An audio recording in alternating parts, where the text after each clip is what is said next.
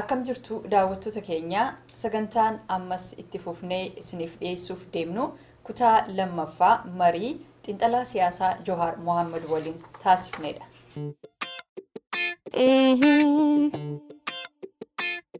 Oromo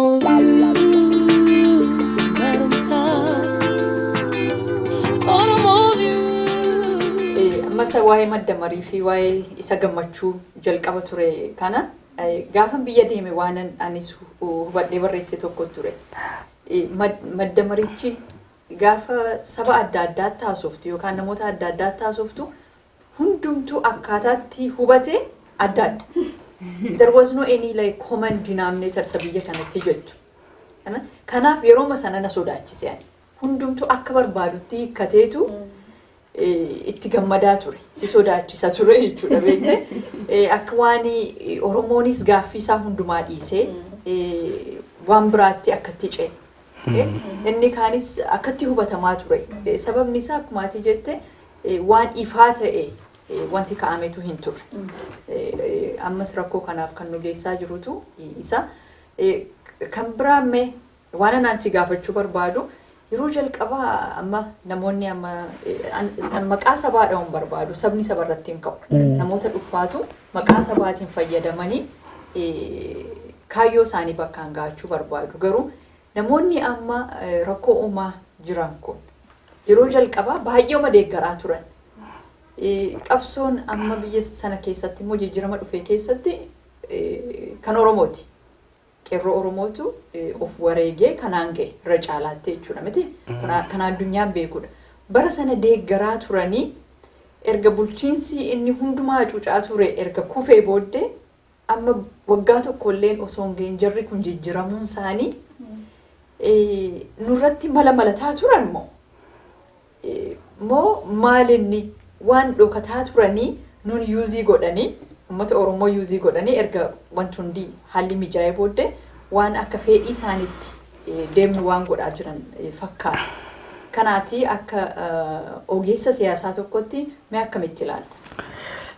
Madda marii yookaan yaada gaarii ture beektaa.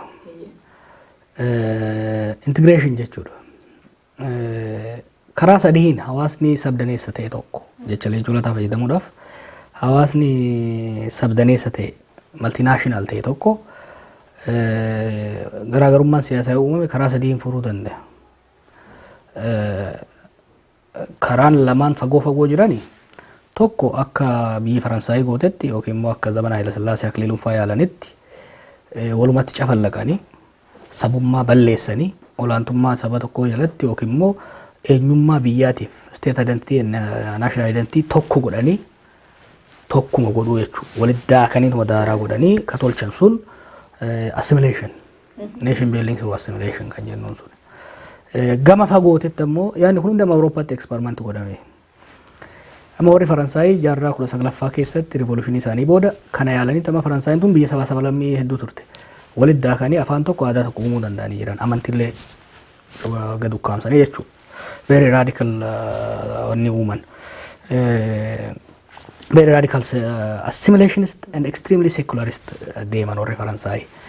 Gara mirgaatitti immoo galaaltee bara jaarraan 20ffaa kun waggaa eegalu Awurooppaa keessatti impaaroonni jiran saba hedduu waan of keessaa qaban moodeelii Faransaayii sun hin hojjetu.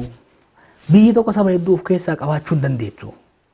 Saba hedduu of keessaa qabaachuu hin dandeessu irratti walii galalachuu. Warri kun warra akka Faransaayii fi Akiliiluun biyya keenya saba kana cafallaqnee tokko goona jedhan. Warri kun immoo self determination yaada jedhu fidan. Kanaaf sabni hedduun biyya tokko keessa jiraachuu waan hin dandeenyeef sabni hunduu state mataa ofii biyya mataa ofii mootummaa mataa ofii ijaarrachuu qaba kan jedhu itti deeman jechuudha. Kunilleen akkuma moodeeliin Faransaayii kiraayisisii fide kunillee kiraayisisii guddaa fide Awurooppaa keessatti. Biyya keenyatti kanumatu dhufee haaraatti gadi qabame.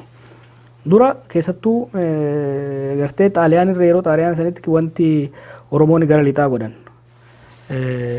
Hanga bara 1930tti gartee warri Abisiiniyaa Oromoo tanas jara gadii kanas wal qixxeessinee impaayara takka ijaarree jedhanii turan. Hoggaa Xaaliyaaniin dhuftu warri Oromootii fi warri Benishaangul kun wal ta'anii biyya ijaaruu yaallan gaafiin sabummaa kun akka waan beekaniif dhabamsiisuudhaaf aggressively hojjetan. Akkamitti hojjetan? gara tokkoon eliitii saba keessa ofitti qabanii Amaaraayiz gochuu irratti hojjetan. Aadaa eenyummaa balleessuu irratti immoo fuulleffatan.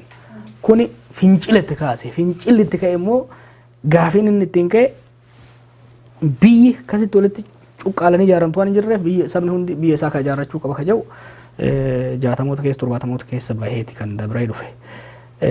Haga amma yeroo dhiyootitti hanga federaalizimiin dhufutti yaada lamaan kanatti wal falmaa dhufe. Federaalizimiin jiddugala ta'uu isaati. Kunis maali?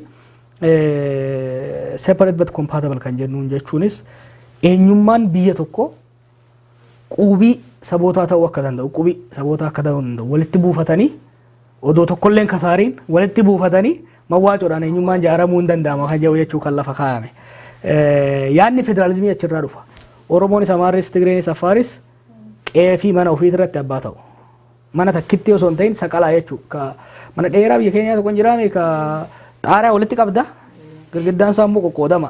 Federaalizimiin akkasi. Hunduu kan isaa qaba. Privacy mataa isaa qaba. Privacy mataa ofii qaba. Akka taa'uun hausii asii jechuudha. Privacy mataa ofii qaba. Garuu waan tokko tokko share godha. Fakkeenya roof share godha. Meeting roomii, community roomii maal kana osoo kondeemeenii dhufte wal nuun ficisiin jiru jechuudha. Kun amma yaadni agammatti ture agartee Mallasaan yaada san fudhateet garuu hojiitti ni hime. Mallasaan garuu maal godhe injaaree taawun haawusii san garuu ka ofii bal'ise saboota kaan manatti xiqqoo takka keessa kaa'uu barbaade jechuudha. Kanaan rakkoo uumame. Wanni Abiyyi yaalee kana wal qixxeessuudha, kana sirreessuudha. Federaalizimii dhugaa ta'e. Eenyummaan sabootaa itti kabajamu. Garuu immoo ka Itoophiyaan waloo taate. Itoophiyummaan eenyummaan bifa adda addaatiin itti akka mawwaacootitti itti ijaaramu ka tokko tokko liqimsuun ijaaruudha yaadni isaa. Kana sirriitti ibsuudhaa fi uummata hubachiisuudhaaf yeroon arganne. Kanaaf akkuma jettetti gareen adda addaa hiika mataa ofii kennate. Sun rakkoo hin qabu ture homaa miti. Garuu erga isaan hiika kennatanii booda hiika isaanii walitti dabaluun barbaachisaa ture. Waggaa tokko keessatti waan baay'ee hojjete gurbaan beeki waan hedduu hojjete waan jajjabaa hedduu hojjete. Keessattuu sirna abbaa irree diiguu irratti sirna cunqursaa diiguu irratti caasaa hattoota caccabsuu irratti waan guddaa hojjete. Sirna dimokiraasii ijaaruu irratti garuu yeroon jalaa deeme jechuudha. Yeroon jalaa dhufe baay'ee isaa. Kanaaf yaadni madabara biyyaasummaa ta'a ture. Osoo sirriitti bilcheeffatee mee osoo sirriitti hojiitti hiikamee jiraate rakkoo hin uumu ture. Kanaaf namuu shakkiidhaan amma kaatee amma reefu jettu jarri akkasuma nu shakka beeki. Amma kan jettu waggaa tokkoo kana kaleessa harka nuu dhayanii ol sadan maa nutti kan waggaa jettu nutti qophaa'aa turanii jedhee gaafatameti Oromoon. Gara galchitee bakka Amaaraa yoo dhayxee ilaaltu immoo waggaa tokkoo kana harka nu dhoofsisaa isaan nutti malaa turanii jedhanii nu shakkan. Maaliif hiriyaa wal dhamanne malkaa dhuftu hundatti wal kakachiifti. Kana beekta wanni wakkanumaan namni wal dhodhossa malee warri Amaaraa Oromoo kuni warri Amaaraa Oromoo Tigree kuni bardhibbee 14 eegalee siyaasaa naannoo gaanfa Afrikaa kana kan waliin unkuraa ture humna sadeen kana. Humni sadeen kuni walii rafeen beekuu jechuudha. Walii rafeen beeku. Kun takka immoo callisee rafeen beeku waggaa takka rafee ija takka duruunfatee ija takka banatee rafa jechuudha garri hundu. Walii dhamanus sababa kanaaf amma akkuma maaliifin kana ja'a waan walirratti qophaa'an caala waan wal shakkantu irra guddaa. Waan wal shakkamniif immoo walirratti illee qophaa'aa ture natti fakkaata. Kan maaliifan sin jedhesti fakkaate amma paartiin sadan kun waa'ee federeeshinii irratti gaaffiin qaban ture. Miti paartiima sana keessa kan jijjiiramni dhufe. Garuu amma wanti mul'ataa jiru Itoophiyaa ishee hundi of keessatti arguu barbaadu. Itoophiyaa haaraa hundi keenya amma ati haasofte sabaaf sablamoonni keessatti of arguu barbaadanii fi warra immoo garee Itoophiyaa ishee durii Abisiniyaa sana deebisuu barbaadu gidduu ideoloojii jiru fakkaata. Garuu immoo jarroonni kun kanaan durallee warra waliin hojjetanii warri nulleen harka dhaafii turreedha waggaa tokko darbee kanaaf. Kanaaf gaaffii sana kan namni kakaasaa jiru malee akka dhaabota adda addaa dhaabota siyaasaa adda addaa osoo ta'anii kaayyoo irratti wal dhabaniidha. Garuu warruma kaleessa kaayyoo tokko qabaatanii paartii tokko jala Ihaadig miti sana jala turantu amma gaafa walitti afaan daddarban argaa jirra. Sanaaf kanneen gaafii sana sitti kaase. Kuni waa lama kaasuun barbaachisaa. Yeroo hunda waan hin jedhu jira hoggansa siyaasaa politicians jechuun kan aggaadeeti. Yeroo hunda waan fi barbaadan qofa miti waan gabayaan barbaaduun gabayaa bayan. Gabayaa bayan deeggartoota kee fakkaata. Kuni barbaachisaa. Kalammataa paartileen kuni at least waggaa 25 duraaniif waliin hojjechaa turre. Waliin wayyaaniif hojjechaa turan. Lachuu hariiroo by the way yeroo duraatiif ba'aadeenii fi oppidiyoon ajaja wayyaaniiti alatti kan waliin hojjetaniif waliin haasayan gaafa lammaan Bahardaar dhaqeedha. For first time waggaa 25 keessatti. Takka horizontal relation warakkummaan federaalizimiitiyyuu nama hundaaf paartii saba hundaaf paartii naannoo kenneefi garuu murtii aangoof diinagdee harka warra wayyaanotaatti waan tureefi daangaa irratti reefu siin jeera hundaafuu bakka ati teettu mallasatu qoodee kenneefi jechuu wal dhiibee dirdiriidhaan bal'ifatee hunduu akka qumatii isaatti denteenye atis kana sii wayya kajee kaayef mallasaadha. Amma mallasaa fi caasaa isaan ofirraa buusuu irratti ka dhiphatee isa dhiibuu irratti tokko ta'e. Muka tokko amma paartiilee lamaan kana fudhatte nama lama kan muka dhiibu haa fudhannu. Muka kuffisuu dhiibuu irratti wal ta'a. Mukattii san kuffisee beeki qoraan irraa baafachuu barbaada. Yoo dhiibuu sani garuu mukattii san kuffisuu irratti malee qoraan sun akkamitti qoodamti irratti baay'een fuulleffanne. Amma qoraan ittii san irratti lolaa jira. Mukattiin jiddeemi akkamitti amma mukattiin egaa jiddee booda maal irraa buufanne irratti amma kan jiru. Positively yoo ilaalte waan gaarii kunis maali dimokiraasii in action amma. Durii Ihaadeg keessatti Oromoon parsantii 40, Amaarri parsantii 30 fi Tigreen parsantii 6 walqixa kursii qabaachaa ture jechuudha. Amma san didaa jira jechuudha. Ka wayyaanee qofa miti kan didaa jiru amma kan Amaaraa ammoo jarattiin tun aangoo qabattee osoo yoo bubbultee diriirfattee odoo isiin hiddan cimeeffatee yoo achi dhiibnee waan irraa as wayyeeffanne malee rakkoo nutti uumuu danda'an kan jedhus jira. Jarri Oromoo kunis haga tokko jarri tun akka harka qaqqabattu kanaan dhiibdee irraa nu buusuu dandeetti shakkiin jijjiira jechuudha.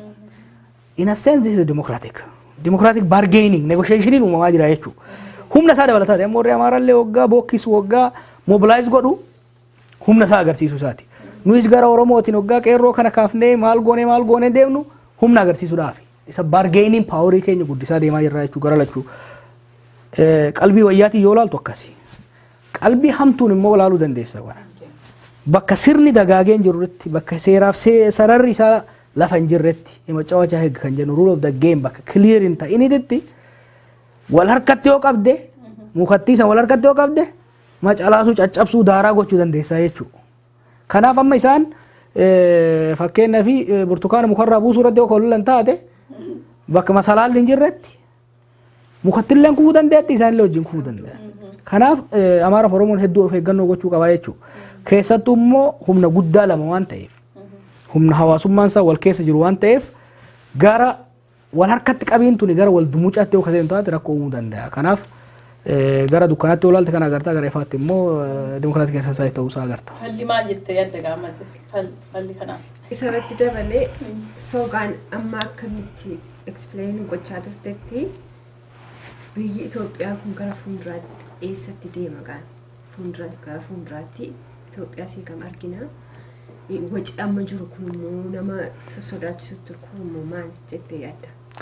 Gara fuulduraa odoo ixaana qabaatan irra buufnetti.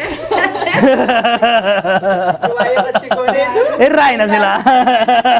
Akka buna danfifnetti wanni isaa maal fakkaata ka jedhu yookiin immoo qallee moora laallee silaa murteessina ka gara fuulduraa rabbi qofa beeka. Tilmaama kan godhuu dandeenyu himuu dandeenyu. Tilmaamni akkuma reefu siin jeetti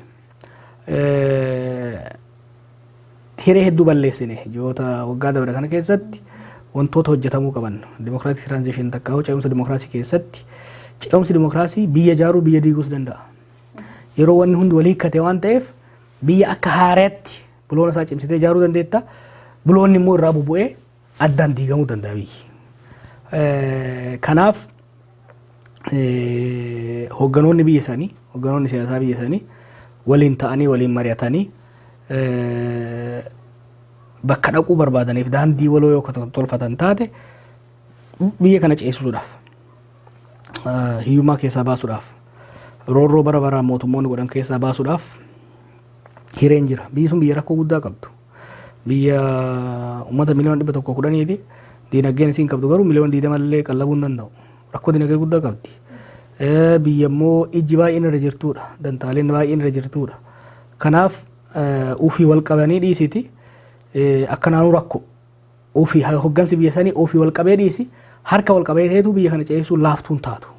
Ba'aa diinagdeetiif ba'aa siyaasaaf ji'oopolitiksii naannoo saniitirraa kaatee galaalte nama rakkisaa jechuudha.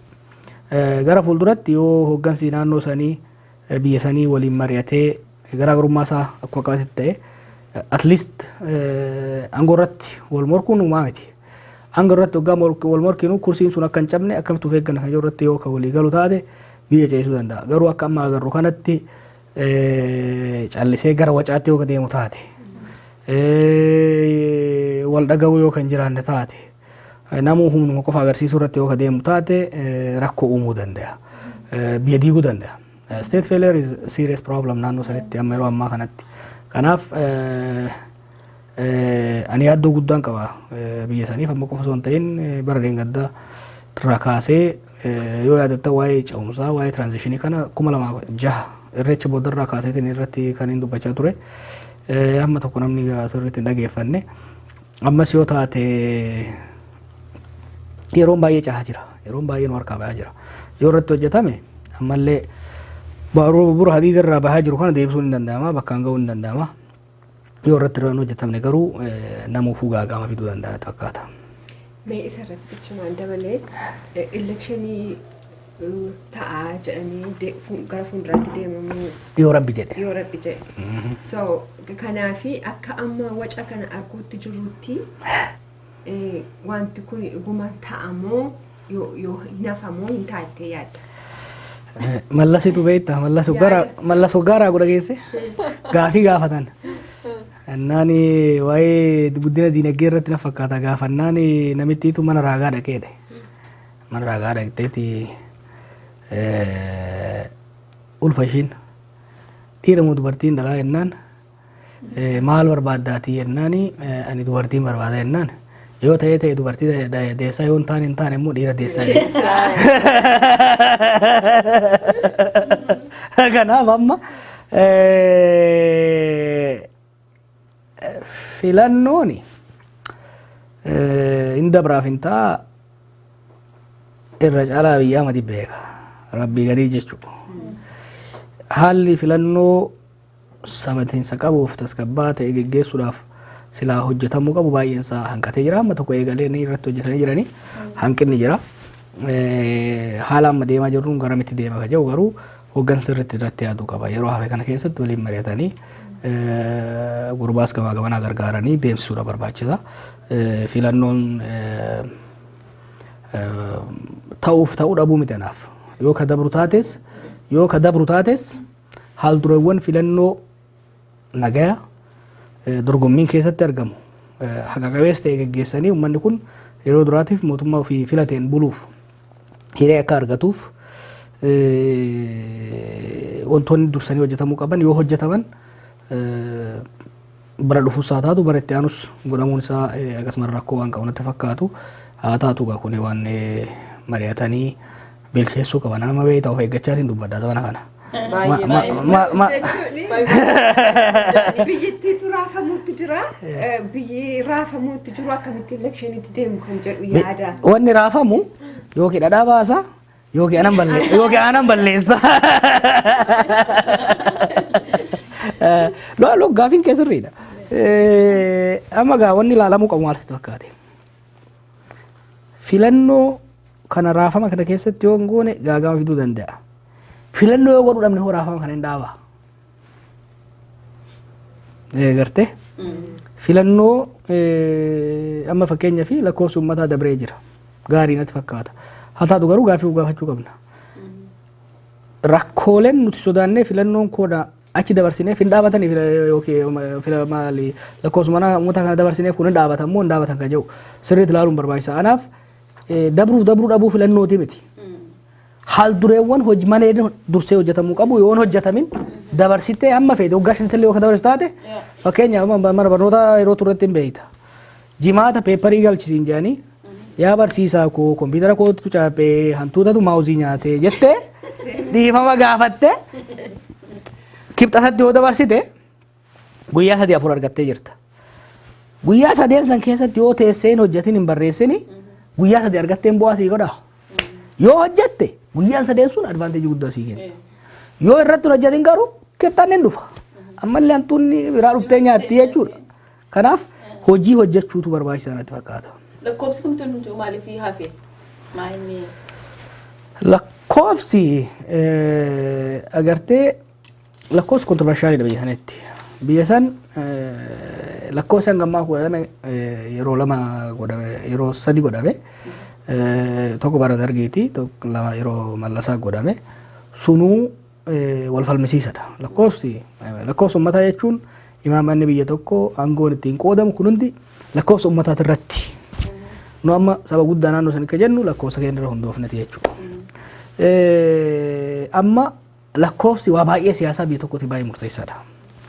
Kanaaf namuu lakkoofsa sana ija qeensete kan laalu.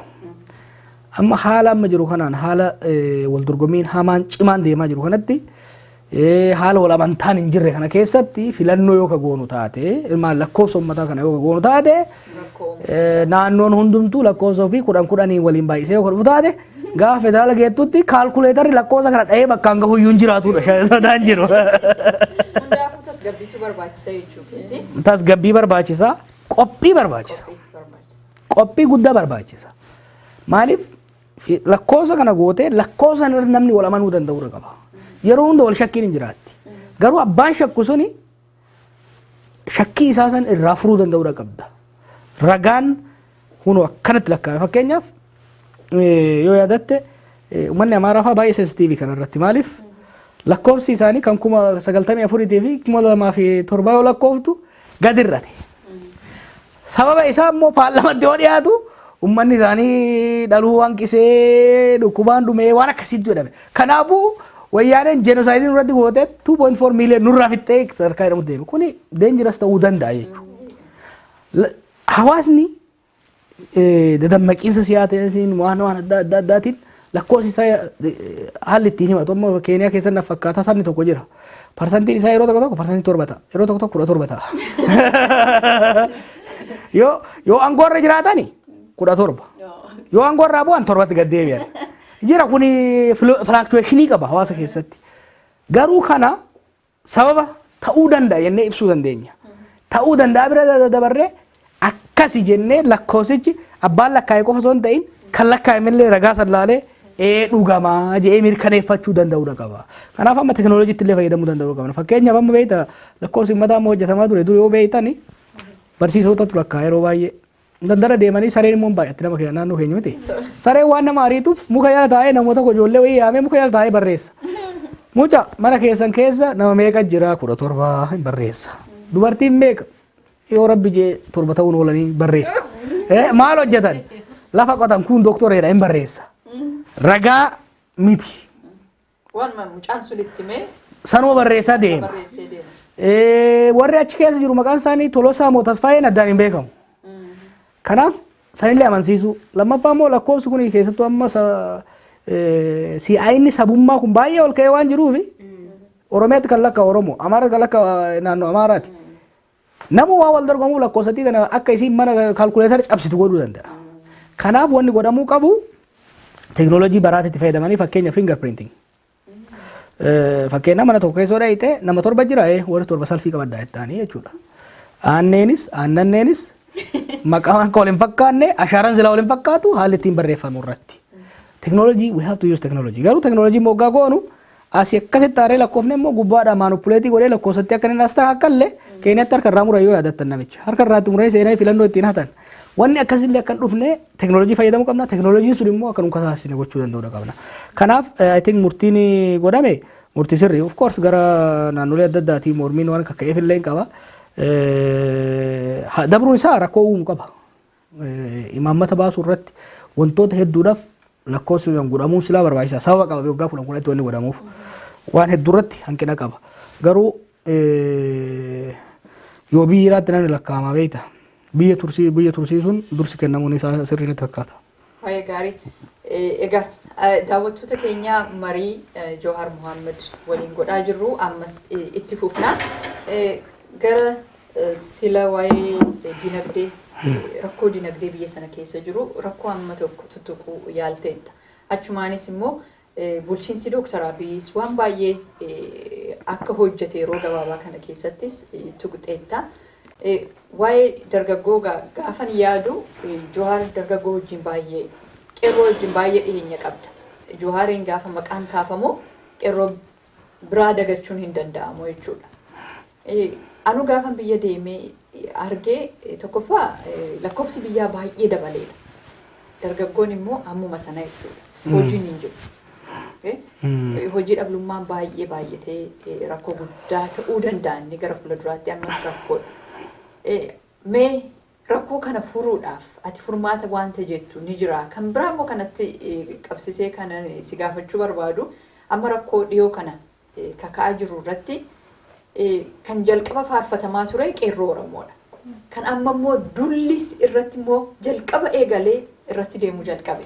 Maqaa xureessuunis kan irratti jalqabe qeerroodha. Kun maaliif ta'e? Qeerroon waan kana immoo bifa akkamiitiin waan hedduu keessatti bifa disipliin ta'eetiin keessa darbemti qeerroon. Kanas akkamiin fagoodhaa hubatee keessa darbuu danda'a. Yoo atilleen ergaa qabaattee akka dabarsituun barbaada. Waa'ee dinagdee biyya sanaa garuu an hedduu na yaaddeessa. Mee maaltu godhamuu irra jira jettee yaadda akka nama tokkotti? Dinagdeen biyya sanii rakkoo imaammataaf rakkoo caasaal structural and policy problem qaba. Gartee ergu biyyi ijaaramteehu dinagdeen namoota hawaan gorra jiran fayyaduudhaaf kan design godhame bara wayyaanee immoo bara hamaa fi bara extractive ta'edha jechuudha. Dinagdeen baay'ee guddate zaman wayyaanee Finfinnee yoo dhaqxe Finfinnee duriitii miti fooqii akka jiru ijaaramee jira. Garuu dinagdeen biyyaa guddate malee dinagdeen uummataa hin guddanne. Namoonni gara 3,000 ta'an miliyooneroota Itoophiyaa keessatti doolaar miliyooneers 2,700 akkas ta'an. Dinagdee biyyattii keessaa GDP yoo fudhatte namoonni 3,000 gadii kun yoo xiqqaate gara harka 80 harka isaanii jira jechuudha. Kunis dinagdeetuma biyyattii jechuudha. Kanaaf Gini koefficientii isaanii olaalte baay'ee bal'aadha. Kuni waan uume qaba. Rakkoon hojii dhabdummaa amma agartu kuni kan uumamu dinagdeen guddate bu'aa isaa gubbarraa kan guurrataa ture humna xiqqaa waan ta'eef uummanni sabdaneessi isaa waan arganne jechuudha. Irraan fayyadamne tokko kana.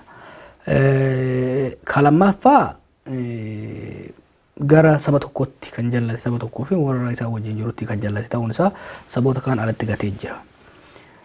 Gaagama siyaasaa amma fideef immoo nuufi mootummaalleen shoora keessaa qabna.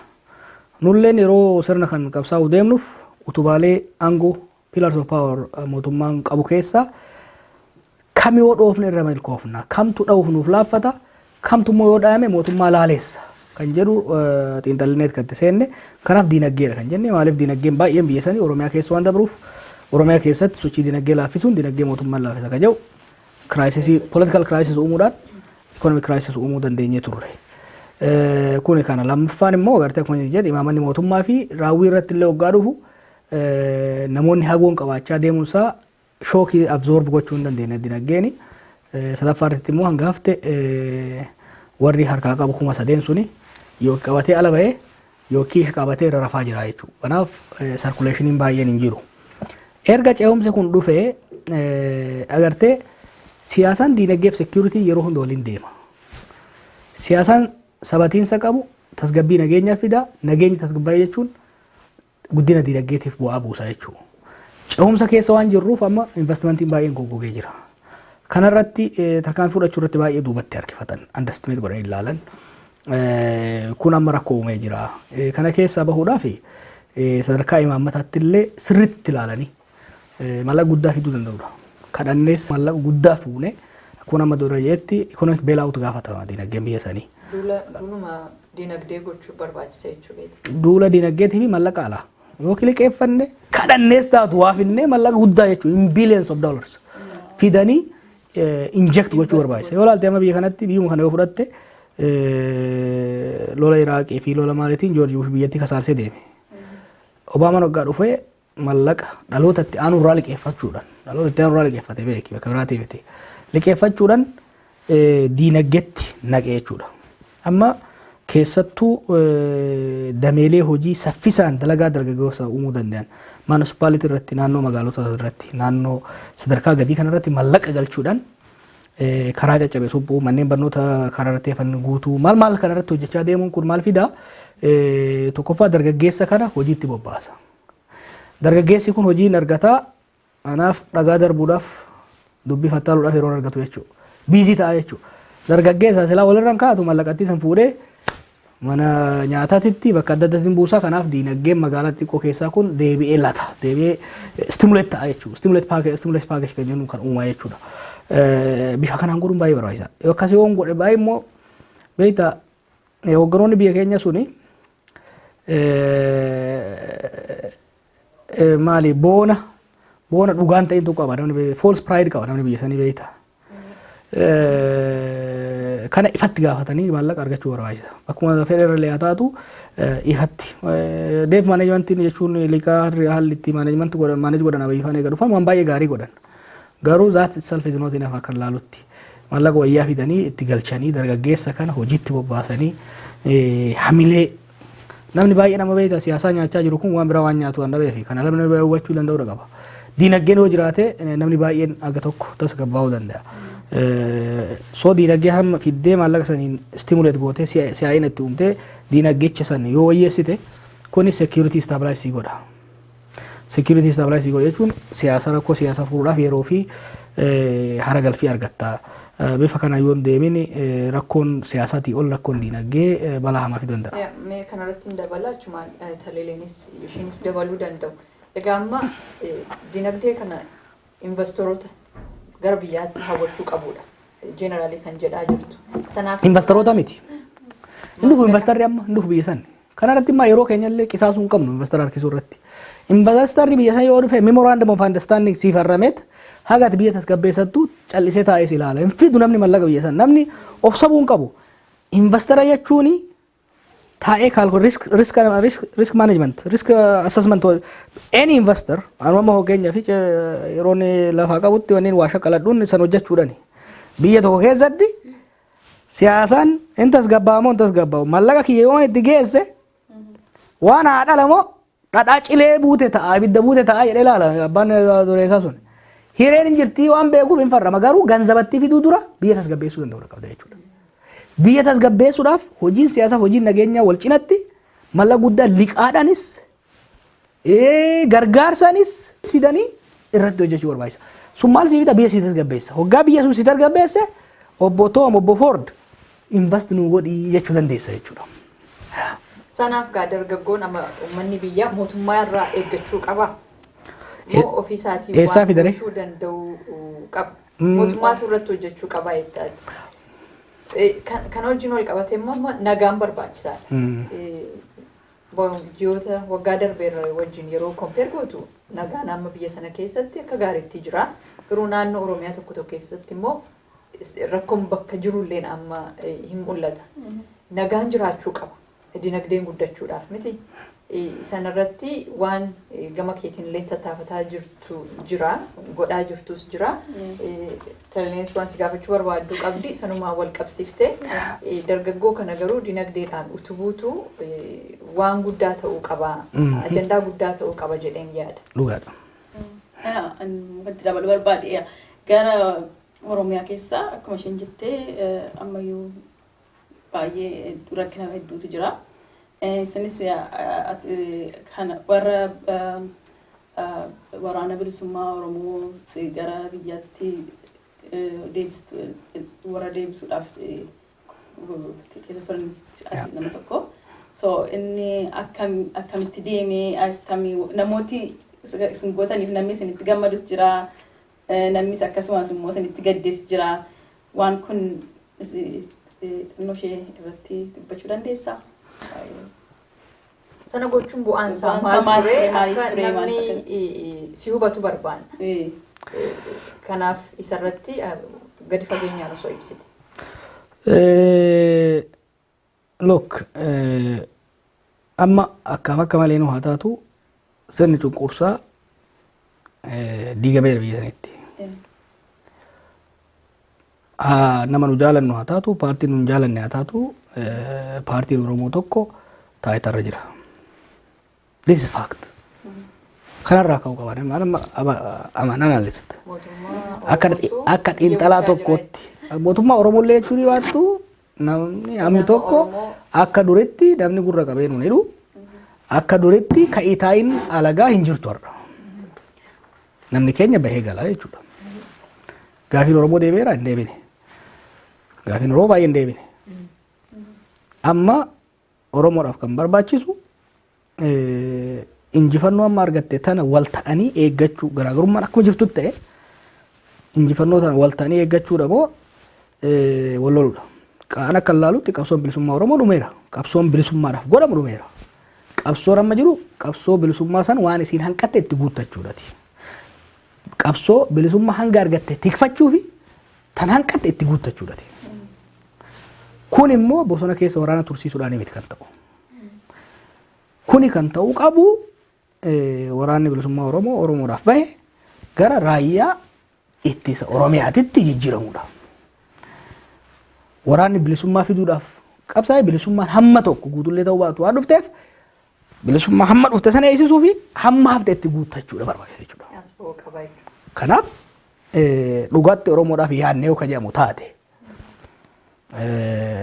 waraanni bilisummaa Oromoo bosona keessa waan turuuf there is absolutely zero logical reason. In soba warri akkas odeessuun hundi isaanii hin soban. Yookiin hubatanii amma kan jiru Oromiyaa keessatti qabsoo bilisummaa osoo ta'in wal'aansoo aangootu jira OPDO fi warra ABO jidduu waan biraati miti. Wal'aansoon aangoo inuma jiraata gara fuulduras nama lama jidduutti illee namni inuma jiraata. Wal'aansoon aangoo obbolaa lama jidduutti godhamu garuu qawweedhaan miti kan godhamuu qabu. Siyaasadhaan kan godhamuu qabu.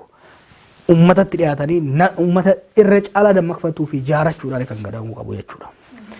In fact siyaasaa wal'aansoo aangoodhaa qawweedhaan godhuun diinaaf karaa guddaa saaquudha jechuudha.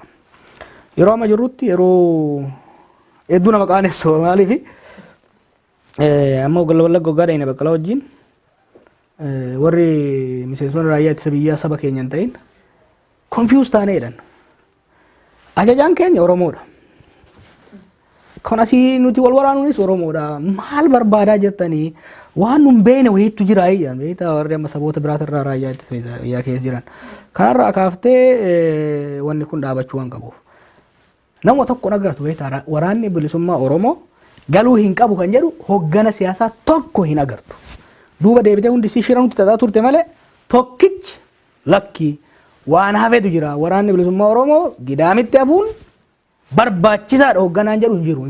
Tokkichuu ifatti maaliif fudhatama yaada mo'achuu hin dandeenye yaada fudhatama hin qabne akka ta'e waan beekaniif kanan jedhan. Garuu ulee san dho'ifatanii wal'aansoo aangootiif fuuldura dhaabachuu barbaadan. Warri ABO keessa jiru ishii qabatanii akka bargaining power itti fayyadamuu barbaadan waraana qabatanii. Warri OPDO keessa immoo jiru jira warri akka waraanni ABO galle barbaadu. Kun immoo maali? ABO'n qawwee qaba kanaaf filannoo keessa seenuu qabu jedhanii filannoo irratti ABO waan sodaataniif ABO filannoo keessaa baasuu barbaadanii jechuudha. Kanaaf haala sanii kan deeme nuyi karoora baafannee hundintuu irratti walii galee akka obboleeyyanitti waliin teenye haasofnee kan itti deemne kanaan immoo hamma tokko milkoofne irra waraanni guutuutti hin galle haalli amma Wallaggaaf Gujii keessa jiru nama qaaneessatti nima. Haala amma kan deemu kanaan deemnan Wallaggaaf Gujiin beela hamaatu dhufuuf deema waggoota lamaan as deeman kana keessatti starvation dhufuu danda'a. Very serious famine. Maaliif? Ji'a 8 darbe kana Wallagga keessa hojiin daldalaas hin jiru bunni illee hin guuramne. Gujiin biyya albuuda albunni tokko bahaa hin jiru bunni illee hin jiru. Naannoon kun lamaan bunni biyya san keessatti kibbaaf lixarraa dhufa. Kibbaaf lixarraa bunni waan hin bayiniifi bunni alatti ergamu dhabame biyya keessaa gabayaa biyya keessaa domestic consumption afaan qateet biyya rakkoo keessa seenaa jirti jechuudha. Kuni dinagdee biyya irratti illee dinagdee hawaasa irratti daldalaa wallaggaa akka jiru baqatee Finfinneerra jira beeki. Kan Gujiitti illee akkanuma jira. Maaliif yookiin warra wadheessa yookiin warra opidii wadheessa warra mootummaa dheessaa jechuudha. Kuni gaagama guddaa uumaa jira. San qofaa miti. Haala siyaasaa tasabatiinsa hin qabne tasgabbii hin qabne kana keessatti qaawwa akkasii uumuuni warra Oromoo laaffisuu barbaadu warra Oromoo dadhabsiisuu barbaaduuf karaa saaqa. Yoo agartan amma yeroo jarri lama walitti ka'an gara golee tokko OPDOdhaaf yookiin immoo ODPdhaaf harka dhayaa tokko ABOdhaaf harka dhayaa haala ittiin lola kan itti ho'isu agartaa jechuudha. Kanaaf baay'ee carraa'ine gaabbiin qabnu dhibbaa dhibbatti ittiin malkoofne ammas yoo kan taatu taate falli jira ifatti dubbachaa jirra. ODP keessatti namoota ifaan ifatti waraanni akka hin galle nu danqaa turantu jira. ABO keessatti hoogganarraa kaasee warra waraanni akka hin galle asii waan tokko nuun jechaa gara kaaniin waraanni akka hin galle nurratti hojjechaa ture jira jechuudha. Nuyi ammas yoo kan ta'u taate waraana bilisummaa Oromoo kana galchinee kan hafes kabajaadhaan galchinee kabajaadhaan eeggame humna addaa Oromiyaatti makame bilisummaa argamte eegsisaa taafte itti guutuu irratti uummata kana akka gargaaru kan barbaannu.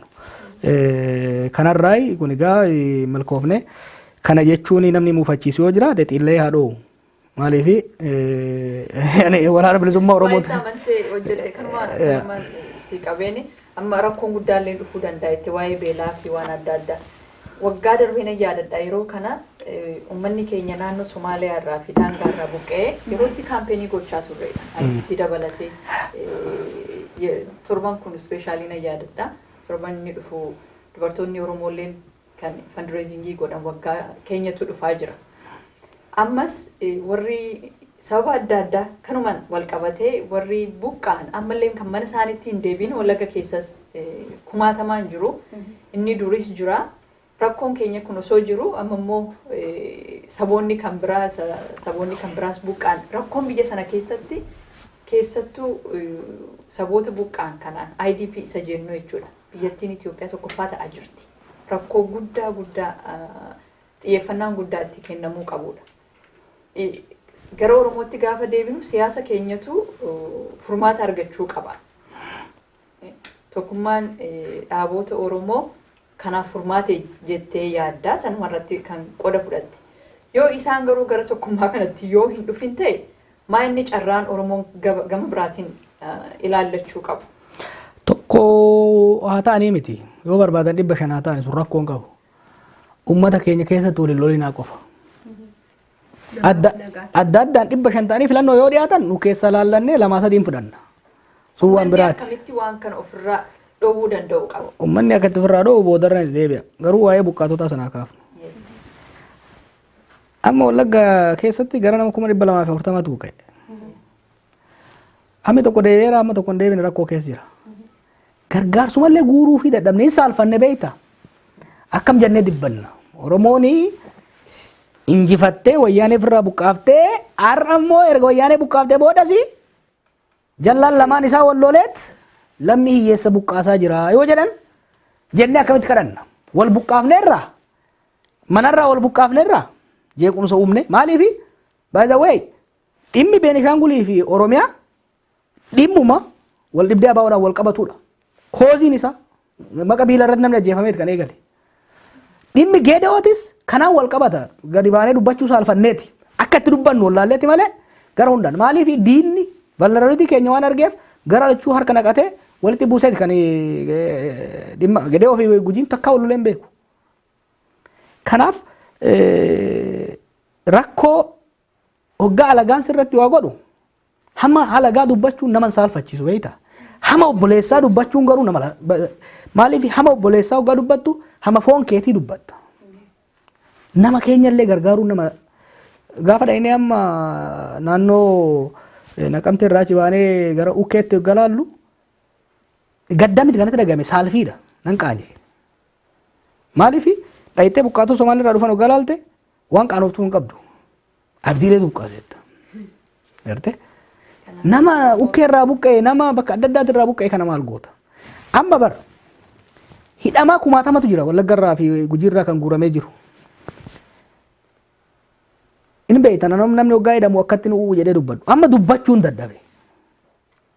Akka maari jedhu sani የገደለው ባልሽ የሞተው ወንድምሽ ሰንተ ያም ከኒዳመስ ከኒደስ ነመከኛ ሰበምኒ ሳሞ ሰበብ ቁብሰሚቲ ከናፍሲ ሳልፈቺሳ ይቹዳ ይርቴ ገመለቹቶ ጋላልቱ ዱገት ረኮን አማ ኬሰ ሴኔ አማ ከከኡምሳ ለጋን ጎዳ ጅሩ ዲባ ሞቱም መረቲስ ማለስ ጎዳ ጅረን ከነ ዋን አርጋኒፍ ላፊነ ገመና ከነ ዋን አርጋኒፍ ኦነተኒ ደመመለ አኒ ዋን ፌደን ቀብሲሳ ኦሶረኮ ወለገ ኬስ ይራቹ ባቴ ጌታቸው አሰፋ ሀርከ ወልቀባቴ ፍንፍኔ ተርከነ ቱሬ ጋሩ ነቀምቴ ረኮ ዋን ጅሩ ዋን አርጉፍ መቀለቲ ኦነቹ ደንደ የቹዳ ከናፍ ገመለቹቱኑ ዶንጎሮ ጉዳ ወጀተመቱ ላፊና አፍሰልብና ከነ ኬስ ቢየጋልቹ ደንደ ገሩ እኒ ወለጋ በኒሻንጎሊ ራንቲ ከን ሳምቡቃ ነከምቲኒ ኦሮሞ ሳምቡቅ ሴሬ እጅስቶም ሰበብ ኒሳ ከም ስትፈካቴ ሁምኒ ወል ሰበበኒ ሚቲ ሁምኒ ያባው ቱሬች ሰበብኒ ሂማሙ ወገርቴ ቀበታ ማለዳ ሆገኖኒ ወረክ ማሺ ነጆ ዱፈኒ መሪያተኒ ወሳኑ ዱበ ዴቤውን አጀፈመን መካ ቢላረቲ አጀፈሙ ወገኖታ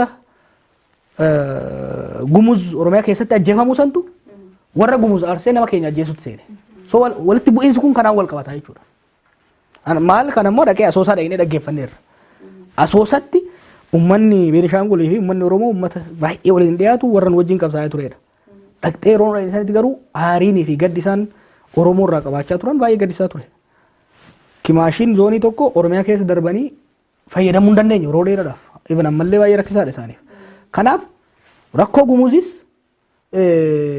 ኢስ አወር ሚስ ማኔጅመንት ወያኔ ረከ ኬሳ ቀብዲ ኖ ዳውት harki wayyaane akka seenu garuu qaawwa kabaneef nu jechuudha.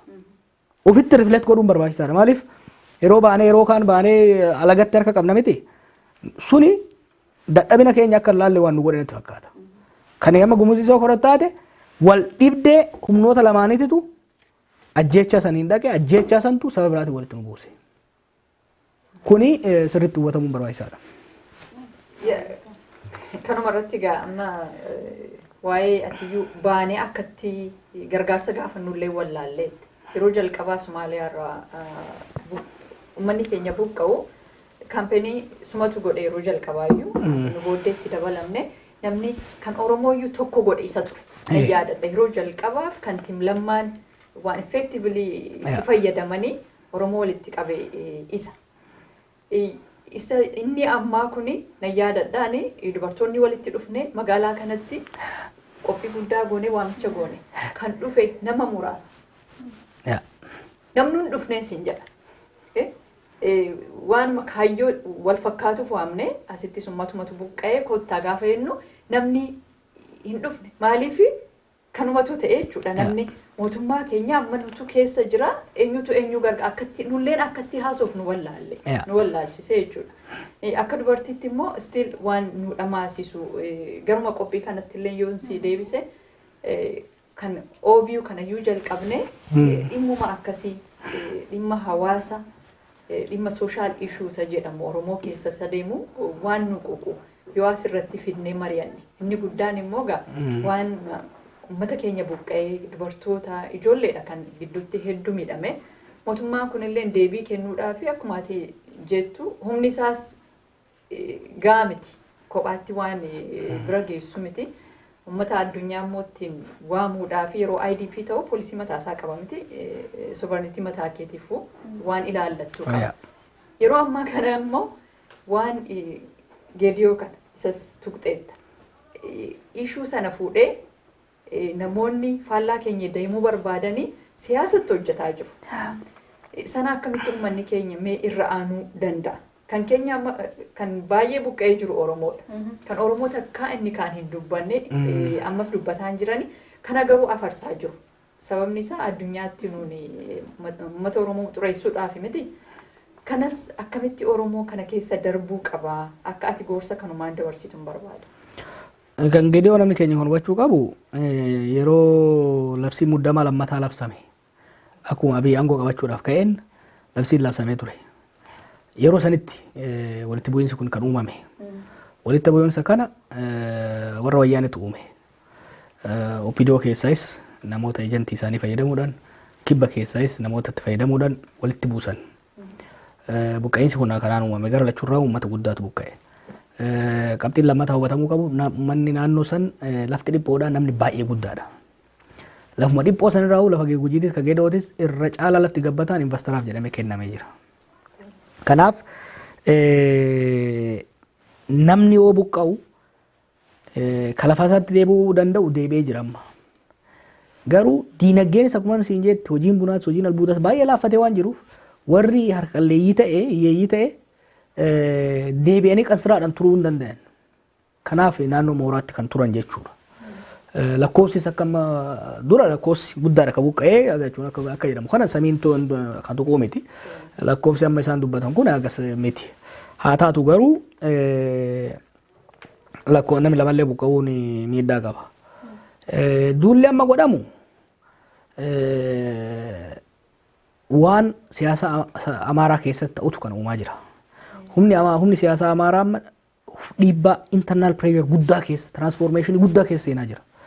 Yeroo dheeraadhaaf hoggansi siyaasa Amaaraa maqaa Itoophiyaadhaatiin kan dantaa isaa tarkaanfachiisaa ture. Gaafa Haile Sillaasee fi bara san Solomonic dynasty sanyii filatamaadhaan kan deemsifamaa ture. Sun erga kufee booda darguu jalatti Itoophiyaa tigdamiidha. Itoophiyaa olaantummaadhaan maqaa Itoophiyaatiin olaantummaa ofii tursiisaa ture. Giti siyaasaa political classiin Amaaraa jechuudha. Bara Mallasaa confusionii keessa seene. Dura akka Amaaraatti gurmoomne jedhee sochoonan uummannis wanni isaa qophiin turre maqaa Itoophiyaatiin itti fufee yeroo qinijjisan amma maqaan Itoophiyaa ol ba'ee amma hamma tokko jijjiirama kunis dhiibbaa Oromootiin waan kan dhufe waan ta'eef sabboonummaan Amaarummaa dhiibbatee bahee jira. Sabboonummaan Amaarummaa dhiibbatee bahuun humnoota lamaan irratti dhiibbaa godhe. Gara tokkoon humna warra Itoophiyaan jedhu san dhiibbaa irratti godhe yookiin Amaaraa ifatti dubbadhu yookiin gabayaa dhabaa deeme. Maaliif dura maqaa Itoophiyaatiin Amaara mobilaayiz godha ture warri Itoophiyaa jedhu kuni. Warri amma dargaggeeyyiin amma jalaa bayan kun sabboonummaa Amaaraa cimaa qabatanii waan dhufaniif baay'ee agreesiif waan deemaniif warra Itoophiyaa kana dhiibbaa godhan. Warri biraa immoo warri amma paartii biyya bulchu warra baadeen takka ADP amma ofiin jedhu kun immoo dura sabboonummaa Amaaraa qabaatan malee boca Mallasaan kaayefetti ta'aa turan. Amma dimokiraasiin waan dhufeef akka duritti dhaaba maxxantuu osoo hin ta'in paartinarii ODP waan ta'aniif ummanni isin akka kaleetti maxxantuudha akka kalee akka nuti OPDO waggaa lama dachaanii dura sanitti jedhaani jira ummanni isaaniitii fi aktivistiin isaanii kan ummata dhabaa jiran jechuudha. Ummata isaanii dhabaa waan jiraniif ummata kana qabachuudhaaf dorgommii cimaa keessa jiranii jiran jechuudha. Humni sadi dorgommii keessa jira Amaara keessatti. Humni openly nationalist ta'e dorgommii keessa jira. Humni Itoophiyaanistii ta'e dhabamuu dhabuudhaaf natu irra sadeenu natu irra Amaaraaf dubbata tokko. Lammaffaa natu irra Oromoo ammaan goo qabatte tana irratti dhiibbaa gochuu danda'a irratti wal dorgommii hamaa keessa seenanii jiran jechuudha. Dhimma sulultaa yoo fudhatte ishuu miti. Manni seeraa alaa sulultaa ol Bahardaaritti kan diigamu ishuu miti. Dhimmi gadoo yoo taate dhimma ture dhimma waggaa tokko ture. Haaratti amma kan ka'u maali? Oromoo tanarratti dhiibbaa goonee hagam takka Oromoo tana warra keessattuu abiifaa hagam takka dhiibuu akka dandeenyu Amaaratti konstituensii maasii Amaaraa sanitti agarsiifnet Amaara biratti fudhatamaa argannaa kan jedhudha jechuudha. Amma we are a victim of internal dynamics isaan biratti. Saniin kan keessa jirutu gara keenya dhufaa jira jechuudha. Ibidda isaan biratti qabataa jirutu belbelli isaan gubaa jira jechuudha. Dhibbatee dhufu ture jechuudha. Kanuma isa sulultaa yeroo kaastuni bulchiinstoota naannoo jiran baay'ee dubartoota bulchiinsi Dr. Abiy waan godhe keessa dimokiraasii babal'isuu keessa dubartootaaf carraa hedduu kenneera. Gara baay'ee isaanii gara aangootti fideera amma pireezidaantitti jechuudha kun kan addunyaan hedduu ittiin boone an bakka hojiitti na yaadadha guyyaa sana nama baay'eetu faranjiin dhuftee congratulation naan jetti. Egaa waa'ee gaanfa Afrikaa baay'ee beeku. Sana keessa waan argine Oromiyaa keessas dubartoonni hedduun gara aangootti dhufan yeroo jabinaan hojjetan argaa jirra. Amma waa'ee laga xaafoo isa sulultaa kan immoo attaakillee ta'aa jiranii isaan yeroo ammaa kanatti hawaasni akka isaan haamileen isaanii hin cabnee fi maal gochuu qaba Oromoon yeroo kanatti dubartoonni kun hojii isaanii hojjetaa jiru seera eegsifataa jiru garuu immoo isaanii kan jalqaba irratti viiktimii ta'aa jiran kaan amantiidhaan iyyuu Oromummaan akkuma jiru ta'e amma amantiitti deemuun illee deemaa jira. Kana akka nama beekaa siyaasaatti yookaan immoo siyaasa biyya sanaa amma keessa jirtaa hin laalta hawaasni keenya kanaaf deebii akkamii kennuu qaba. Isaan immoo deeggarsa guddaa barbaadu jedheen yaada. Nu baay'ee itti boonna akka jabaatan illee ergaa keenya dabarsina. Asumaan uummanni Oromoos maal gochuu qaba? Abiyyi dubartoota aangeessuu miti nugusa godhe. Baay'ee saffifannaa kanaaf. Galanni duwwaan kiishan seenure deeggaruu danda'uudha qabdan. Biyya tokko keessa parsantii 50 ol ittiin biyya sana 50 ol dubartoota waan raadikaal ta'e kan hojjete. Wayi as qofattee miti duras akkuma Oromiyaa dhufeen dubartoota ammaa agartan kana gara fuulduraa dhiibuu irratti shoora guddaadha kan taphate. Feministiidhaan itti fakkaata inni. Hojii gaarii hojjete. Of course dubartoonni fi dhiirri akka ilaalcha kiyyatti we are wired differently. Dhiirri abstract theoretical waan ta'e dubbata yeroo baay'ee waan ideaati waan yookiin waan humnaan dhiiban yookiin waan ideal ta'e nan deema. Dubartoonni waan fuuldura isaanii jiru waan practical ta'edha. Anamma hin beektanii miti yookaan amma fundraising deemu walgahii tokko seenee dubartoonni baay'inaan fundraising gaafsanii kiishaa akka guutuu nan beeka. Kun beekamaadha. Dhiiraa fi umriin isaa 50 ol jiraannan oduu qofa na guutanii kiisha duwwaa akkana galchanii hin beekaa jechuudha. Kanaaf dubartoonni bakka jiranitti waan practical ta'e waan hojjetamuu qabsan hin hojjetan. Amma dubartoonni gara fuulduratti dhufan kun baay'ee dubartoonni amma gara fuulduratti sa'uu hundarraa'u dubartoonni gara fuulduratti dhufan amma duras jeera nan beeka dubartoota kana. Ciccimoodha. Ciccimoodha beeki.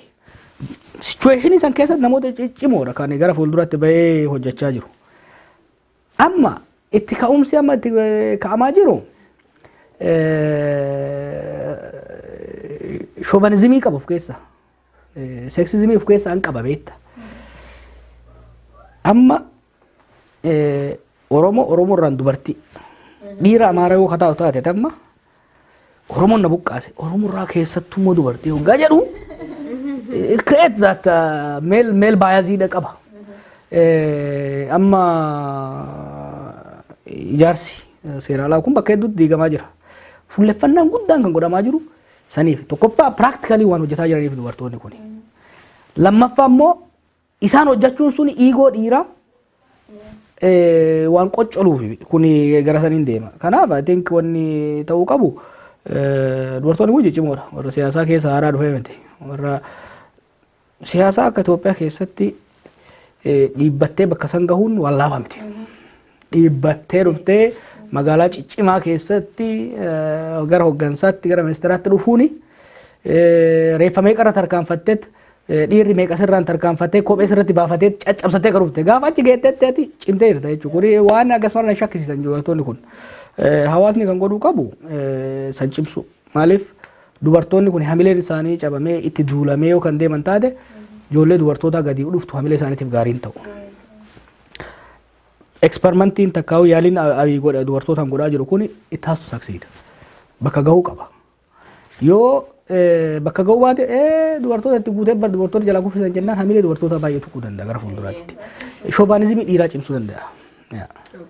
So amma transitioning biyya Itoophiyaa keessatti ta'e kuni namooti baay'een hin taane jedhu namooti amma hin ta'a.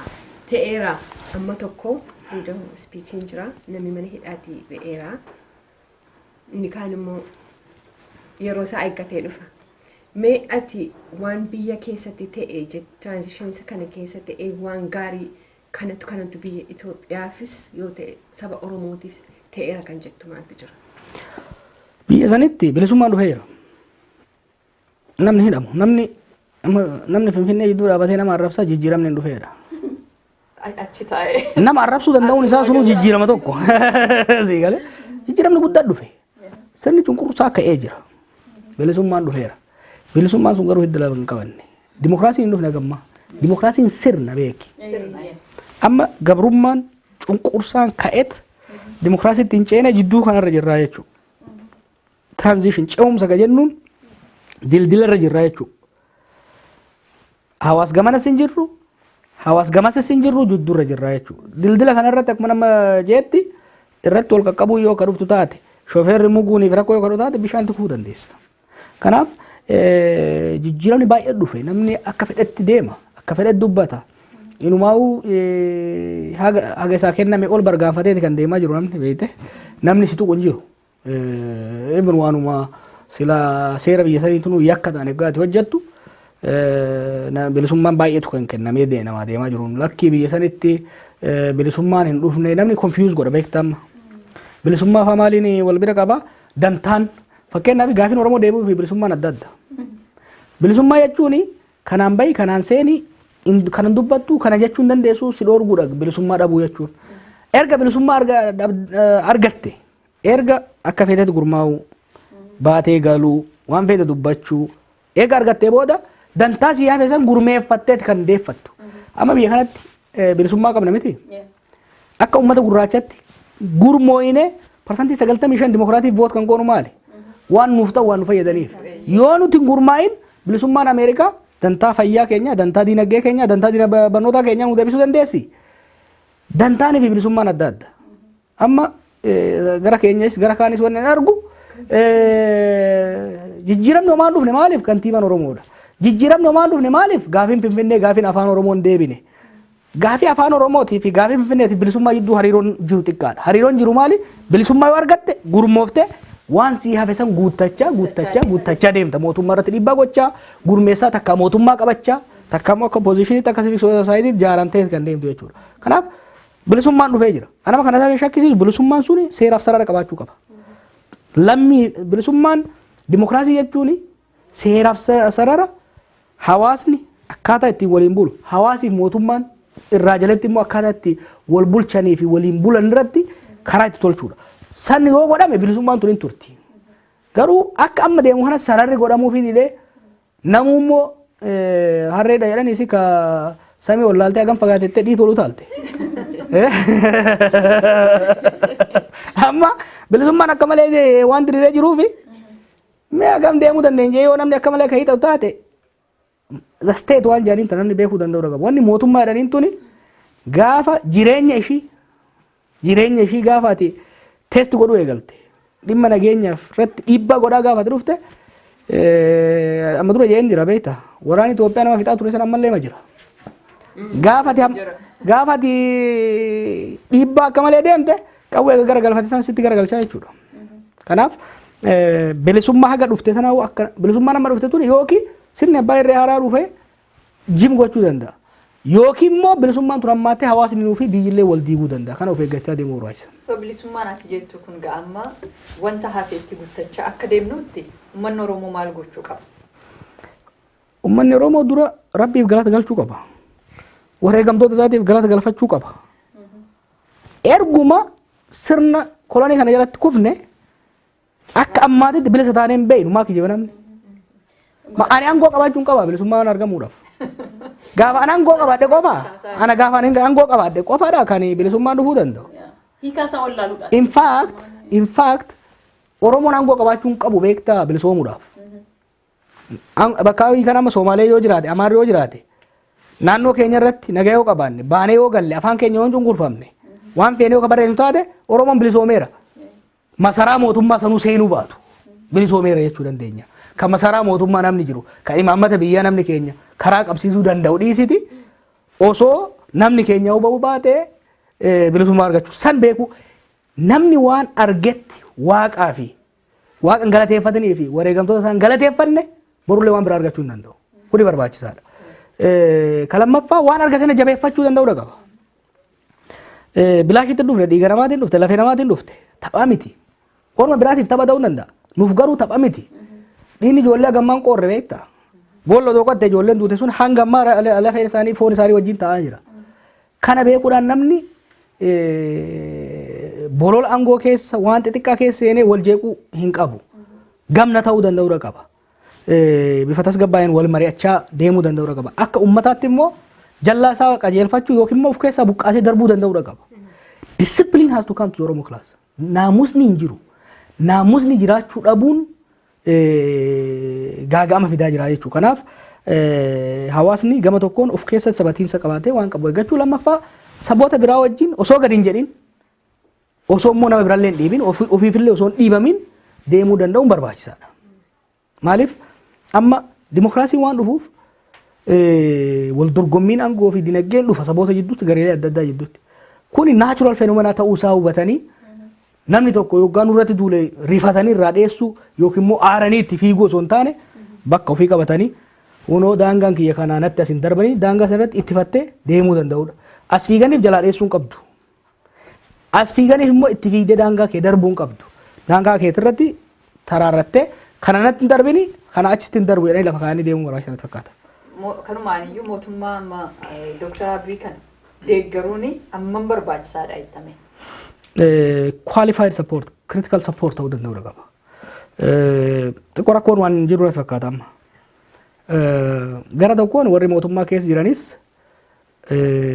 duras aangootti kan dhufan paartiin alternative viable ta'e waan hin turiniif jecha akkasumas immoo sirnuma san keessais namoonni ciccimoon waan as bayaniif akka mootummaa amaanaatitti as bayanii jiran. Hoggansi Oromoo bakka adda addaa jirus yoo xiqqaate ce'umsa kanaaf humnuma kana gargaarree akka aangoon tun konsoldeet gootu irratti ce'umsi kunis akka milkaa'u irratti hojjechuu qabna kan jedhu irraa kan ka'e kuni dongora uumeera gara lachuutti hamma tokko. Gara mootummaatiin akka waan Oromoon filannaa biraa hin qabnee qofa osoo hin ta'in qabaachuu hin dandeenyetti isaan qofti humna akka ta'anii fi ka biraa shibaa akka ta'e bu'aa akka hin qabnee fi waan fedhanis yoo kaballeessan taate dantaa Oromoo irraa yoo shigaatan taates uummanni Oromoo fi kunis isaan qofa deeggaraa akka deemu itti fudhatan they took the Oromo support for granted. Kanaaf uf jijjiiruu qofa osoo hin ta'in uf duuba shigigaachuudha kan agartu. ODP ta'anii gara fuulduraatti deemu tiim lammaarraa gara tiim biraatti jijjiiramanii jiran jechuudha. Kana isaan irratti rakkoo uume gara keenyatti illee rakkoo uume kunis maali? Okay isaanitti amaanaa kennin irraa nuti dirqama biraan qabnu kanaaf alternatiivii biraa tolchuu hin qabnu haga dandeenyeen isaan gargaarree eebbifne nummoo harka maraannee waanuma isaan godhan laaluu qabna kajeebu hoggansa biraa jidduutti illee uumamee jira. Kanaaf kun isaan irratti illee nurratti illee dhiibbaa godhee jira. Gara fuulduraa deemuu irratti deeggaramuu qaban eessa? Hoggaa deeggarru garuu wal yaadachiisa. Kan deeggaru Abiyyi miti, kan deeggaru Lammaa miti, kan deeggaru ODP miti, kan deeggaru dantaa uummata keenyati. Dantaan uummata keenya yeroo ammaatitti injifannoo hanga ammaa argame osoo hin sharafamin eegsisuudha. Gara fuulduraatti immoo biyyattii ceesisuudha. Kanarratti wantoota Oromoon gaafatu beeki sirriitti carefully yaaduu qaban lammaffaan maaliif uummanni Oromoo biyya tana ceesisaa jedheen malee gaafii kiyyallee naa deebisan jedheen gaafiin xiyyaanaa bultu jedhetti irra taa'aa jira uummanni. Gaafii san deebisuu dhabanii wantoota tokko amma akka dhimma koyyee facceef maammaan tuttuqaa deeman kun xiqqoo rakkoo uumaa jechuudha. Isaanis of eeggannoodhaan deemuu barbaachisa. Uummanni Oromootis hoggansi Oromootis calliseetuma yookiin amma beektaa biyya kan jiru maal ta'e gariini calliseetuma isaaniif harkadha. Gariini calliseetuma taa'ee ilaala. Gariini gaafa isaan balleessan qofa eegee quba itti qaba. Akkasii miti ka ta'uu qabu. Kani isaan deeggaru itti seenee practically humnaaf beekumsaatiin gargaaruu qaba. Kalakkii jalatti sana hin amanuu natu isaan irra wayyaa qaba jedhu sirriitti uummata isaa bifa naamusa qabuun jaaree humna bakka isaanii bu'uu danda'u dorgommii bakka isaanii bu'uu danda'u jaaruutti fuulleffachuu qaba bifa kanaan deemuu barbaachisan fakkaata. Baay'ee hoomworkii baay'ee qabachuudha sabi keenya. Sintan dhedheeraseeti. Waan baay'ee jechuun sabi keenya twice jechuun irra deebi'ee yaaduu qaba jechuudha. Maaliif waan dhufe kana bilisummaa dhufe kana kunuunsifatee isa Abiyyi mafaayyuu uume hin deeggaruu dhiisanii gara saba isaanii walitti qabanii dantaa Oromootiif walitti qabamanii itti hojjetanii malee bakka bakkaan faca'anii quba walitti qabuuni Oromoo diiga jedhee yaadan. Booddeetti deebisaa jira. Maaliif kanaaf warri kaanii isa arganiitu kan isaan huraa arganii kan isaan waan ofii keessaa jabaatanii cimanii saba raasuutti jiran. Maaliif dadhabina keenya saba Oromoo arganii jechuudha warra biyyaa. Namu gara siyaasaatiin immoo amantii walirraa hin qaban. Garuu utuu akkatti explainuu keessatti amantii walirratti godhachuutu irra jira jechuudha. Akkuma silaa waan tokko gochuuf gaafa tuman deemaa itti fedhii kee tokko itti deemta.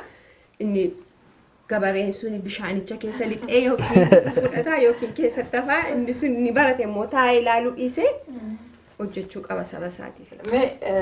Egaa qophii keenyas gara xumuraatti fiduudhaa fi marii keenyas Jawar waggaa 5-6 kana keessatti keessattuu miidiyaa kana yuuz gootee halkanii guyyaa namoota si deeggaran wajjin namoota baay'ee wajjin biyyaaf as hojjechuudhaan bakka har'a ga'ame kana akka ga'amu namoota qora fudhatan keessaa qora guddaa qabda. Jawar waggaa 6 miti gaafa magaalaa kana dhufte waan yaadaa turtee fi bakka amma jirtu amma warri kritikiin kee akkatti si ilaalantu jira.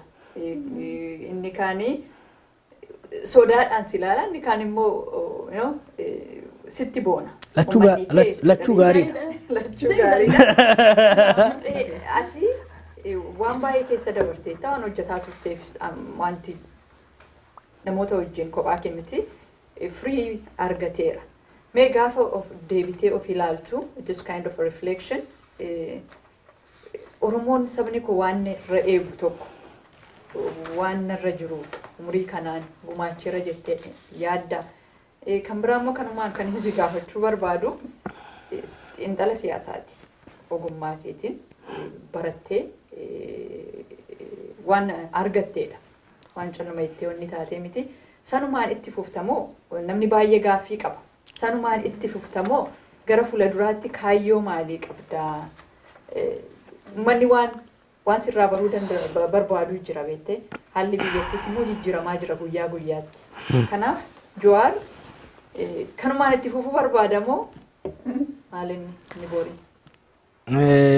Waan sirraa eegamu gooteerta waan dandeessu gooteerta kan jedhu saniif arriin xiyyaa deebiin kenniti.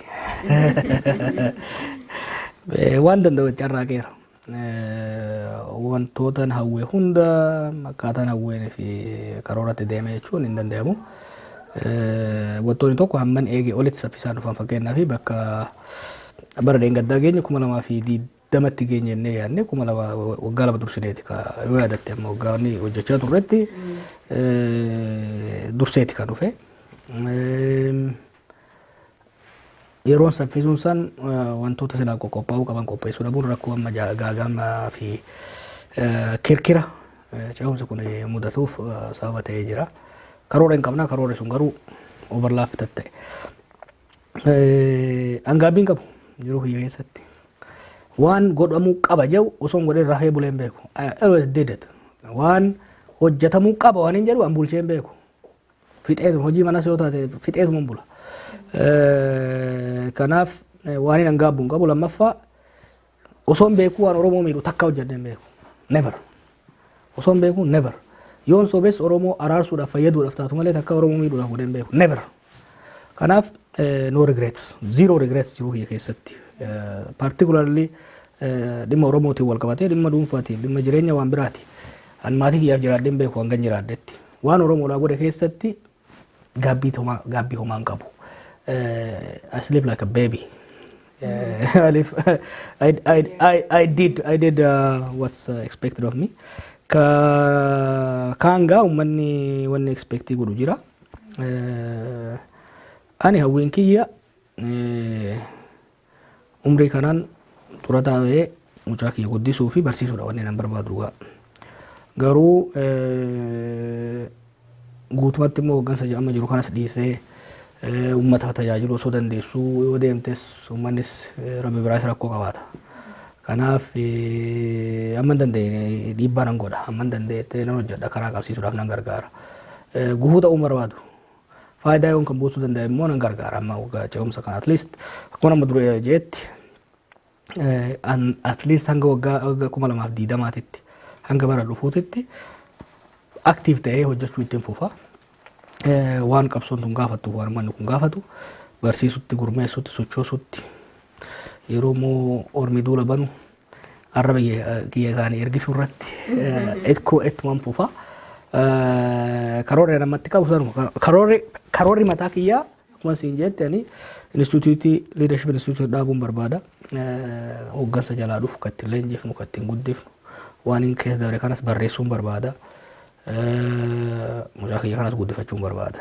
Kanaaf karoorri dhuunfaa kiyyaa hawwiin kiyya kana karoorra ka sabaatiif ka uummata ka rabbi immoo ka biraati.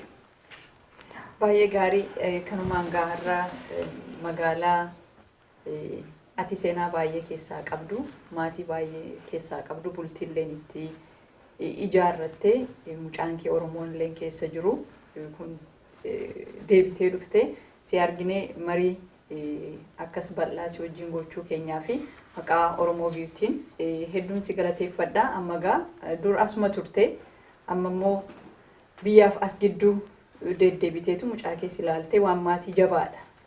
Ammalleen akka qabsoon Oromoo hin xumuramneedha kun kan agarsiisu. Osoo xumurameera ta'e akkuma ati jettee kana qalbiin kee bakka tokkotti boqotee ilmoo kee guddifatta maatii kee wajjin jiraachuun ma dandeessaa jechuudha. Ammaaf garuu lamaan gidduu deddeemaa jirta. Egaa yaadni kee bakka ga'ee nus akka arginu kanumaanan anis hawwii konsiif ibsa. Yeroo kee fudhattee carraa kana nuu kennite gara OV'tti dhufuu keetiif Jawar hedduun si galateeffadha. Egaa maqaa uummata Oromootiin hedduun irra deddeebi'een si galateeffadha. Isaanis waan jedhan yoo jiraate waan biraa qabdu. Waan hundumaa jetteetta baay'ee guddaas galateeffannaa. OV irra dhuftee nu kabajjee gaaffiif deebii siif qabnu nu deebisuu keetii fi ammayyuu saba keetiif hojjedhu nama keetii baay'ee rabbi akka nu horuuf ijoollee kadhannaa hin abdannaa baay'ee sitti boonna. Baay'ee galatoomii namatti ulfaata beeki hiriyaa kee deebitee akkasitti gaafa itti haasoftu garuu gaa uummanni keenya har'a waan baay'ee sirraa bare jennee yaadna. Yeroo baay'ee miidiyaatti gaafa deemtu hundumtuu tooppikiinni sirraa waa barbaaduuf dhufa. Har'a garuu nu akka uummanni eenyu Jawar isa jedhu sana sanuu beeknu sana akka argu barbaanne gara fuulduraatti immoo carraa'uma akkasiitiin walitti deebi'uuf inuma dandeenya. Mee kanumaanii gaa OV kanaaf ilaalcha qabdu himiti nagaatti siin jenna. Galatooma asirratti waan baay'ee irratti mari'annee sagantaa akkanaa eegaluun keessan baay'ee barbaachisaadha. Sagantaa dhimmoota hedduu itti seenan ilaalan hojjechuun barbaachisaadha. Keessattuu jiruu biyya alaa kun ulfaataadha. Jiruu daa'imman keessan qabdanii jiruu hunda keessa dabartanii hojii kana hojjechuu waan guddaadha. Kanaaf itti jabaadha. Waan nurraa eegamu akka OMN'tti akka dhuunfaa kiyyaattis gara fuulduraattis simbira jiraannaa addaan hin dhaabinaa. Wanna aarsu keessa Oromoo waa eegaltee bakkaan hin geessu. Sun gaarii miti. Waan bakkaan hin geenye eegaluu hin qabnu. Eegallaan garuu cimsinee ciniinnannee bakkaan gahuu danda'uu qabna. Itti jabaadha. Anis OMN'is hin cinaa jirra. Hedduu galatoomii egaa gara biyyaatti gaafa deebitu uummata biyyaatti nagaa keenyatti nu himume. Kanumaanii dhaggeeffattoota keenya akkasumas daawwattoota keenya OV sagantaa har'aaf qabannees ni dhiyaanne kanumaan goolabnaa kan isiniif dhiyeessaa turre aanne lalistuu fi taliilee keessummaan keenya har'aa immoo Jawar Mohammed akkasumas abbaan kaameraa kan sagantaa kana qopheessee gara keessanitti dhiyeessu caalii yaada isaa wajjin ta'uudhaan nagaan nu turaa isiniin jenna.